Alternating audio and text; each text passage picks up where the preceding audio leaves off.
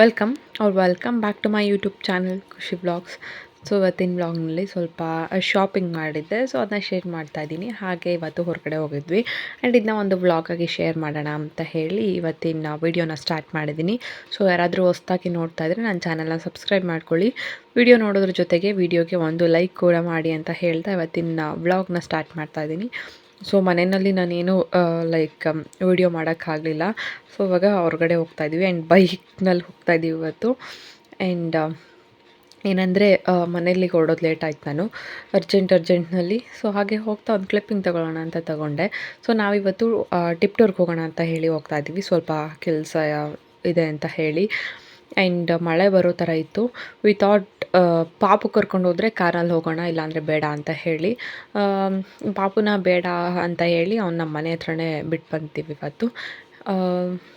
ಸುಮ್ಮನೆ ಎಂತಕ್ಕೆ ಏನಾದರೂ ಫ್ರೀಯಾಗಿರೋದಿದ್ರೆ ಕರ್ಕೊಂಡು ಹೋಗ್ಬೋದು, ಬಟ್ ಕೆಲಸದ ಮೇಲೆ ಹೋಗ್ತಿರೋದ್ರಿಂದ ಅವನ್ನೇನು ಕರ್ಕೊಳ್ಳಿಲ್ಲ ಇವತ್ತು. And within half an hour ನಾವು ಟಿಪ್ಟೂರಿಗೆ ರೀಚ್ ಆಗ್ಬೋದು. ನಮಗೆ ಹತ್ರನೇ ತುರುವೇಕೆರೆಗೆ, ಆರಾಮ್ಸೆ ಬೇಗ ಹೋಗ್ಬೋದಲ್ಲ. ಸೊ ಬಂದ್ವಿ ಆ್ಯಂಡ್ ತುರುವೇಕೆರೆಯಲ್ಲಿ ಸ್ವಲ್ಪ ಕೆಲಸ ಆಯಿತು, ಅಲ್ಲಿಂದ ಮುಗಿಸ್ಕೊಂಡು ದೆನ್ ಟಿಪ್ಟೂರಲ್ಲಿ ಕಾರ್ ಶೋರೂಮ್ ಹತ್ರ ಬಂದಿದ್ದೀವಿ. ಸ್ವಲ್ಪ ಕಾರ್ಸ್ ಬಗ್ಗೆ ವಿಚಾರಿಸ್ಬೇಕಿತ್ತು ಅಂತ ಹೇಳಿ ಇಲ್ಲಿಗೆ ಬಂದರು.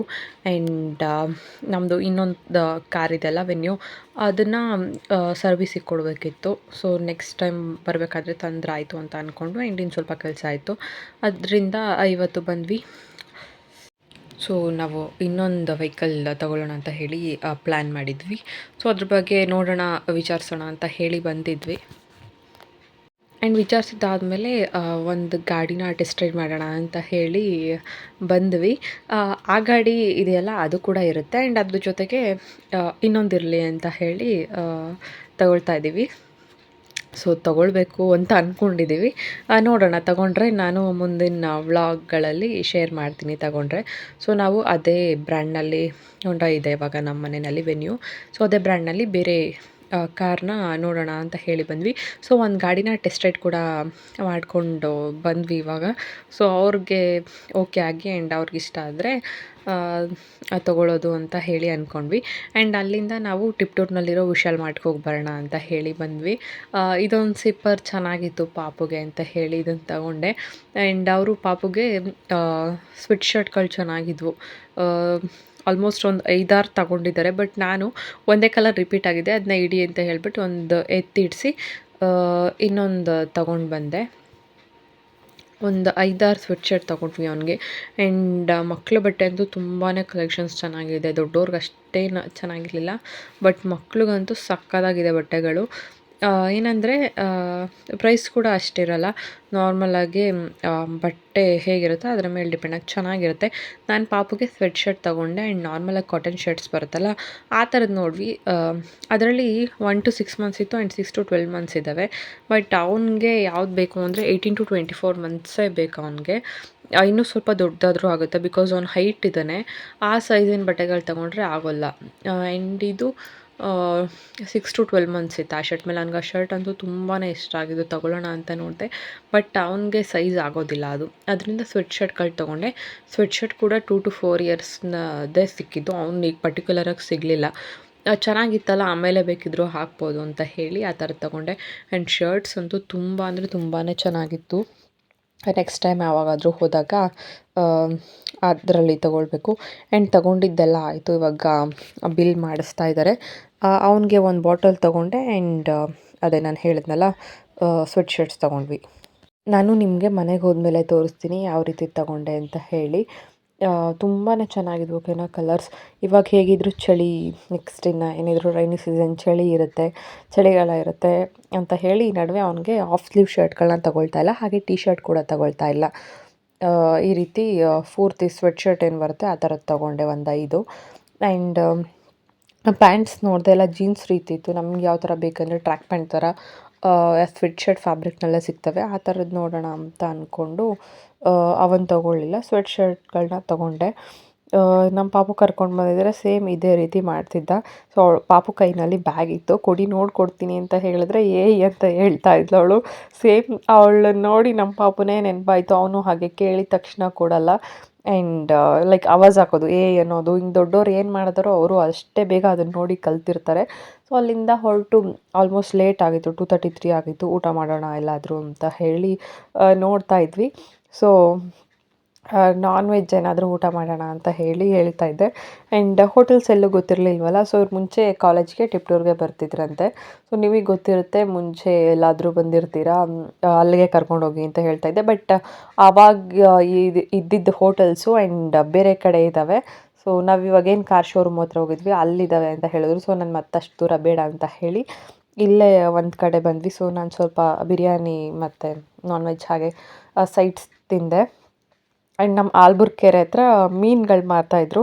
ಸೊ ಎಷ್ಟು ದೊಡ್ಡ ಮೀನಿತ್ತು ಅಂತ ಹೇಳಿದ್ರೆ, ಸೊ ನಾವು ಕ್ರ್ಯಾಬ್ ಏನಾದರೂ ಸಿಗುತ್ತಾ ಅಂದರೆ ಫ್ರೆಶ್ಶಾಗೆ ಸಿಗ್ತಾವೆ ಕೆರೆಗಳ ಹತ್ರ ಮೀನು ತೊಗೊಂಡ್ರೆ, ಆವಾಗಷ್ಟೇ ಹಿಡ್ದಿರ್ತಾರೆ ಆ್ಯಂಡ್ ಆವಾಗಲೇ ಸಿಗುತ್ತೆ. ನಾರ್ಮಲ್ ಶಾಪ್ಗಳಲ್ಲಿ ಥರ ಇರೋದಿಲ್ಲ, ಫ್ರೆಶ್ ಮೀನು ಸಿಗುತ್ತೆ. ಸೊ ಕ್ರ್ಯಾಬ್ ಏನಾದ್ರು ಇರುತ್ತಾ ಅಂತ ನೋಡಿದ್ವಿ, ಬಟ್ ಇರಲಿಲ್ಲ. ಆ್ಯಂಡ್ ಮನೆಗೆ ಫೋನ್ ಮಾಡಿದ್ವಿ. ಅವರು ಹೇಳಿದ್ರು ನಮ್ಮ ಕೆರೆನಲ್ಲೇ ಮೀನು ತೊಗೊಂಡು ಬಂದಿದ್ದಾರೆ, ಇವತ್ತು ತೊಗೊಂಡಿದ್ದೀವಿ ಮನೆ ಹತ್ರ ಅಂತ ಹೇಳಿದ್ರು. ಸೊ ಬೇಡ ಅಂತ ಹೇಳಿ ಬಂದ್ವಿ. ಸೊ ಎಷ್ಟು ಲೋಟಸ್ ಇತ್ತು ಅಂತ ಹೇಳಿದ್ರೆ ನೀರೆಲ್ಲ ಖಾಲಿ ಆಗ್ತಿದೆ, ಎಲ್ಲ ದಡದಲ್ಲೇ ಇದೆ. ನನಗಂತೂ ತುಂಬಾ ಇಷ್ಟ ಲೋಟಸ್ ಅಂದರೆ. ಆ್ಯಂಡ್ ಮನೆಗೆ ಬಂದರೆ ಮನೆಯಲ್ಲೇ ಮೀನು ಸಾಂಬಾರು ಆಗಲೇ ರೆಡಿಯಾಗಿತ್ತು. ಏನೇನು ಶಾಪಿಂಗ್ ಮಾಡಿದೆ ಅದನ್ನ ತೋರಿಸ್ತಾ ಇದ್ದೀನಿ ಇವಾಗ. ಪಾಪುಗೆ ಎಲ್ಲ ತೊಗೊಂಡು ಬಂದಿದ್ದು, ನಾನು ಬೇರೆ ಏನೂ ತೊಗೊಳ್ಳಿಲ್ಲ.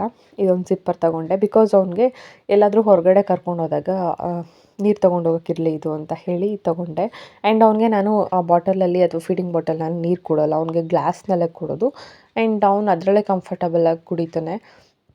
ಯಾರೇ ಆಗಿರಲಿ ಆಲ್ಮೋಸ್ಟ್ 1 ಇಯರ್ ಮೇಲೆ ಅವರೇ ಇಟ್ಕೊಂಡು ಕುಡಿಯೋಕ್ಕೆ ಟ್ರೈ ಮಾಡ್ತಿದ್ದಾರೆ ಅಂದರೆ ಅವ್ರಿಗೆ ಕೊಟ್ಬಿಡಿ, ಕಲ್ತ್ಕೊಳ್ತಾರೆ. ಪಾಪುನು ಕೂಡ ಹಾಗೆ, ಅವನೇ ಕುಡಿತಾನೆ, ಗ್ಲಾಸ್ ಕೊಟ್ಟರೆ ನೀರು ಕುಡಿಯೋದು ಈ ರೀತಿ ಎಲ್ಲ. ಊಟ ಕೂಡ ಅವನೊಂದು ಸಲ ಮಾಡ್ತಾನೆ ಆ್ಯಂಡ್ ಇನ್ನೊಂದು ಸಲ ಅವನಿಗೆ ಮೂಡ್ ಇಲ್ದಾಗ ತಿನ್ನೋದಿಲ್ಲ.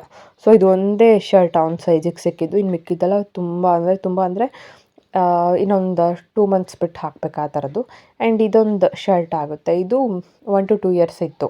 ಸೊ ಇದಾಗುತ್ತೆ, ನನಗೆ ಇಷ್ಟ ಆಯ್ತು ಅದು, ಓಕೆನಾ, ಅದಕ್ಕೆ ತಗೊಂಡೆ. ನನಗೆ ಅಲ್ಲೇನಾಗ್ತಿತ್ತಂದರೆ, ನಾನು ಆ್ಯಕ್ಚುಲಿ ಯೂನಿಕ್ ಬಟ್ಟೆ ನೋಡಬೇಕಿದ್ದು. ನನಗೇನಂದರೆ ಗರ್ಲ್ಸ್ ಹೆಣ್ಮಕ್ಳು ಬಟ್ಟೆ ಸೆಕ್ಷನ್ ಕಡೆಗೆ ಅಟ್ರಾಕ್ಷನ್. ಅಂದರೆ ಅಲ್ಲಿ ಬಟ್ಟೆಗಳು ಚೆನ್ನಾಗಿ ಕಾಣ್ತಿರ್ತಾವಲ್ಲ, ಆ ಕಡೆಗೆ ಹೋಗೋಣ ಅನ್ನಂಗೆ ಅದು. ಆ್ಯಂಡ್ ಕೈಲಿ ಹಿಡ್ದು ನೋಡಿದಾಗ ಹುಡುಗಿರ್ದಲ್ವಾ ಅಂತ ಅಂದ್ಕೊಂಡು ಮತ್ತೆ ಬಂದು ಇವನಿಗೆ ಈ ಥರದ್ದು ನೋಡಿಬಿಟ್ಟೆ ತೊಗೊಂಡು ಬರ್ತಿದ್ದೆ. ತುಂಬಾ ಚೆನ್ನಾಗಿರ್ತವೆ ಹೆಣ್ಮಕ್ಳಿಗೆ ಬಟ್ಟೆಗಳು, ಮುದ್ದಾಗಿ. ಆ್ಯಂಡ್ ಪಾಪು 6 ಮಂತ್ಸ್ ಈ ರೀತಿ ಅವನಿನ್ನೂ ಎದ್ದು ಅಂದರೆ ಎದ್ದೇಳ್ತಿರ್ಲಿಲ್ವಲ್ಲ, ಮಲಗಿರ್ತಿದ್ನಲ್ಲ 6 ಮಂತ್ಸಲ್ಲಿ. ಅವ್ನು ಕೂತ್ಕೊಳ್ಳೋಂಗೆ ಆಗೋ ಸ್ಟೇಜ್ವರೆಗೂ ನಾನು ಒಂದೊಂದು ಸಲ ಹೊರಗಡೆ ಹೋದರೆ ಹುಡ್ಗಿರ್ ಟಿ ಶರ್ಟೇ ತೊಗೊಂಡು ಬಂದು ಹಾಕ್ತಾಯಿದ್ದೆ, ಬಿಕಾಸ್ ಅಷ್ಟು ಚೆನ್ನಾಗಿ ಕಾಣ್ತಿದ್ದ ಅವನು.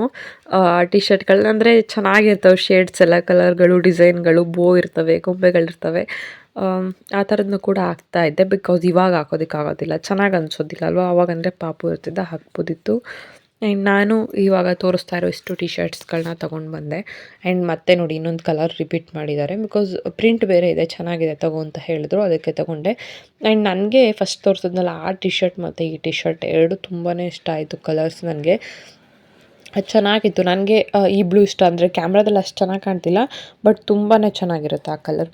ಸೊ ಇಷ್ಟಕ್ಕೆಲ್ಲ ಬಿಲ್ 1000 ರೂಪೀಸ್ ಆಯಿತು. ಆ ಬ್ಯಾಗ್ ಮತ್ತು ಆ ಬಾಟಲ್ಲು, ಸ್ವೆಟ್ ಶರ್ಟ್ಗಳೆಲ್ಲ ಸೇರಿ. ನಾರ್ಮಲಾಗಿ ವಿಶಾಲ್ ಮಾರ್ಟಲ್ಲಿ ಕಡಿಮೆನೇ ಇರುತ್ತೆ ಪ್ರೈಸಸ್. ಟಿ ಶರ್ಟ್ಸ್ ಎಲ್ಲ 190 ರೂಪೀಸ್, 200 ಅಷ್ಟೇ ಆ ಟಿ ಶರ್ಟ್ಸ್ ನಾನು ತೊಗೊಂಡು ಬಂದಿದ್ದು. ಚೆನ್ನಾಗಿರುತ್ತೆ. ನಾವು ನಾರ್ಮಲ್ ತುರುವೇಕೆರೆಯಲ್ಲಿ ಬಟ್ಟೆ ಅಂಗಡಿಗಳಲ್ಲಿ ಆ ಥರ ಟಿ ಶರ್ಟ್ ತೊಗೊಳ್ತೀವಿ ಅಂದರೆ ಒಂದಕ್ಕೇ ಆಲ್ಮೋಸ್ಟ್ 350 ಈ ರೀತಿ ಹೇಳ್ತಾರೆ. ಆ್ಯಂಡ್ ತೊಗೊಂಡು ಬಂದಿದ್ದೀನಿ ಕೂಡ ಮುಂಚೆ, ತುಂಬಾ ಕಾಸ್ಟ್ ಶಾಪ್ಗೂ ಮತ್ತು ಅಲ್ಲಿ ಮಾರ್ಟ್ಗೆ ಕಂಪೇರ್ ಮಾಡಿದ್ರೆ. ಸೊ ಹೇಗೆ ಹೋಗಿದ್ವಲ್ಲ, ಇರಲಿ ಒಂದೆರಡು ಅಂತ ಹೇಳಿ ತೊಗೊಂಡು ಬಂದೆ. ಸೊ ಎಲ್ಲ ಎತ್ತಿಡ್ತಾ ಇದ್ದೀನಿ. ಇವಾಗ ಅಡುಗೆ ಮಾಡಿದರೆ ನನಗೆ ಊಟ ಏನು ಬೇಡ, ಬಿಕಾಸ್ ಮಧ್ಯಾಹ್ನನೂ ನಾನ್ ವೆಜ್ ತಿಂದೆ. ಆ್ಯಂಡ್ ಅವರೆಲ್ಲರೂ ಊಟ ಮಾಡ್ತೀವಿ ಅಂತ ಹೇಳಿದ್ರು, ಮುದ್ದೆ ಮಾಡೋಣ ಅಂತ ಹೇಳಿ ಎಲ್ಲ ರೆಡಿ ಮಾಡಿ ಇಟ್ಟಿದ್ದೀನಿ. ಮಳೆ ಸ್ಟಾರ್ಟ್ ಆದರೆ ಹೀಗೇನೆ ನಮ್ಮೂರಲ್ಲಿ ಡೈಲಿ ಅಥವಾ ವೀಕ್ಲಿ ಟ್ವೈಸ್ ಈ ರೀತಿ ಫಿಶ್ ಮಾರೋಕ್ಕೆ ಬರ್ತಾರೆ, ಅಥವಾ ಇಲ್ಲೇ ಯಾರಾದರೂ ಲೈಕ್ ಮೀನು ಹಿಡಿಯೋಕ್ಕೆ ಹೋಗಿದ್ರೆ ಅವರೇ ತೊಗೊಂಡು ಬಂದು ಕೊಡ್ತಾರೆ. ಆ ಥರ ಮಳೆ ಸ್ಟಾರ್ಟ್ ಆದರೆ ಒಂಥರ ಫಿಶ್ ಯಾವಾಗಲೂ ಇದ್ದೇ ಇರುತ್ತೆ. ಆ್ಯಂಡ್ ಅಲ್ಲಿ ಬರ್ತಾ ಟಿಪ್ಟೂರ್ ಹತ್ರ ಲೈಕ್ ಯಾವಾಗಲೂ ಅಲ್ಲಿ ಇಟ್ಕೊಂಡಿರ್ತಾರೆ, ಸೌತೆಕಾಯಿ ಮಾರ್ತಾಯಿರ್ತಾರೆ ರೋಡ್ ಸೈಡ್ನಲ್ಲಿ. ಐ ಥಿಂಕ್ ಅಲ್ಲೇ ಬೆಳೀತಾರೆ ಅನಿಸುತ್ತೆ. ಸೊ ಅಲ್ಲಿ ಸ್ವಲ್ಪ ತೊಗೊಂಡು ಬಂದೆ ಸೌತೆಕಾಯಿಗಳನ್ನ, ಬಿಕಾಸ್ ಪಾಪು ತಿಂತಾನೆ ಆ್ಯಂಡ್ ನನಗೂ ಕೂಡ ಬೇಕಾಗ್ತವೆ ಅಂತ ಹೇಳಿ.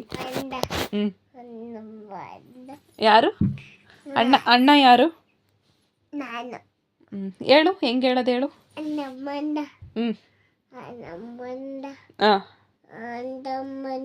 ನೀಟಾಗಿ ಹೇಳು, ಹೇಳ್ತೀಯಲ್ಲ.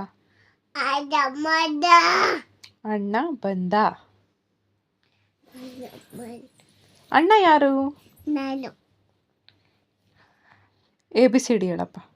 ಅ ಹೇಳು. ಆ ಹೇಳು. ಹೇಳ್ತಿಲ್ಲ, ಹೇಳಮ್ಮ. ಹೇಳ್ತಾ ಇರೋದು ಕ್ಯಾಮ್ರಾ ಓಪನ್ ಮಾಡಿದ ತಕ್ಷಣ ಏನು ಹೇಳಕ್ಕೆ ಬರಲ್ಲ ಅನ್ನೋ ಥರ ಹಿಂಗೆ ಬಿದ್ದೋಗೋದು.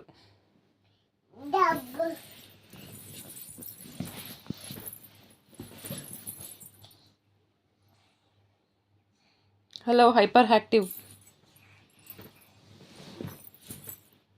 1 ಸೆಕೆಂಡ್ ಆಚೆ ಈಚೆ ಆದರೆ ಏನಾದರೂ ಒಂದು ಮಾಡಿರ್ತಾನೆ ಅಷ್ಟರಲ್ಲಿ. ಬೇಡಮ್ಮ, ಕತ್ತು ನೋವಾಗುತ್ತೆ. ಹೇಳಿ ಬೊಬ್ಬು, ನೀಟಾಗಿ ಬೊಬ್ಬು. ನೋವಾಯಿತು. ಬೆಳಗ್ಗೆ ಎದ್ದಾಗಿಂದ ಇನ್ನು ಸಂಜೆ ಮಲಗೋವರೆಗೂ ಈ ರೀತಿ ಏನಾದರೂ ಒಂದು ಸ್ಟಂಟ್ ಮಾಡ್ತಾನೆ ಇರ್ತಾನೆ. ಏಟ್ ಮಾಡ್ಕೊಳ್ತಾ ಇರೋದು, ಆ ಥರ ಆಡಬೇಡ ಅಂದರೆ ಇನ್ನೂ ಜಾಸ್ತಿ ಮಾಡ್ತಾನೆ. ಸೊ ಡೈಲಿ 2-3 ದಿನದ ವ್ಲಾಗ್ನ ಒಂದೇ ದಿನದ ವ್ಲಾಗಾಗಿ ಎಡಿಟ್ ಮಾಡಿ ಪೋಸ್ಟ್ ಮಾಡ್ತಿದ್ದೆ. ಬಟ್ ಇವತ್ತು ಒಂದೇ ದಿನದ ವ್ಲಾಗ್ನ ಪೂರ್ತಿ ಒಂದು ವೀಡಿಯೋನಲ್ಲಿ ಎಡಿಟ್ ಮಾಡಿ ಪೋಸ್ಟ್ ಮಾಡಿದ್ದೀನಿ. ವ್ಲಾಗ್ ಇಷ್ಟ ಆಗಿದ್ರೆ ಲೈಕ್ ಮಾಡಿ ಆ್ಯಂಡ್ ಥ್ಯಾಂಕ್ ಫಾರ್ ವಾಚಿಂಗ್.